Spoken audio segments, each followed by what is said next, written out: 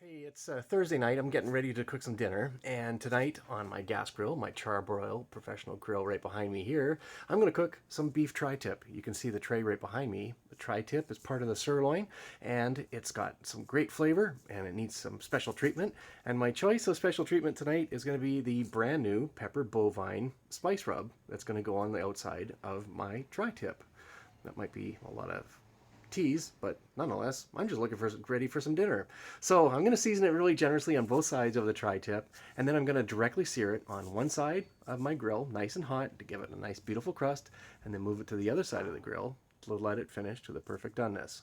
I'll share more of it as we go along, but wanted to show you peppered bovine tri-tip on the gas grill. So things are ready for my grill. It's nicely preheated, and on the tri-tip I've sprinkled the peppered bovine. You can see the nice big crystals of salt and pepper and cayenne, and there's some bell pepper on there.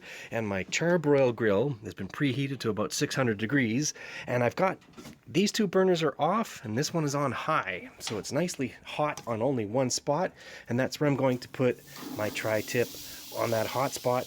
Close the lid and allow that to get a really nice crust on the outside of the grill. I'll show you the grill marks and then we'll move to the next stage right after this.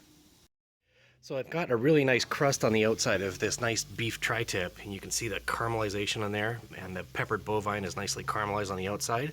And you have a thermometer, and over here to the display, and my target temperature is 125 degrees and it's currently 122, so that means it's almost ready to come off the grill and start resting. Now, importantly, remember I was searing over here and I moved it over to my cold spot, which has no heat, and that is the way you cook a perfect tri-tip or a steak to the perfect doneness. So we removed the tri-tip off to rest once it reached about 125 degrees Fahrenheit. We let it sit for 15-20 minutes and started slicing it up here on the cutting board.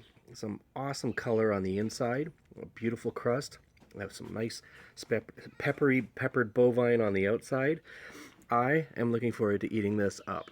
That is the perfect doneness to me. And so the finishing temperature once it rested was about 135 degrees Fahrenheit and just a perfect color. So there it is. And you can see how I started right here. I cut the wrong way, so I need to turn the tri-tip and slice across against the grain. So I'm not going with it, I'm going against it.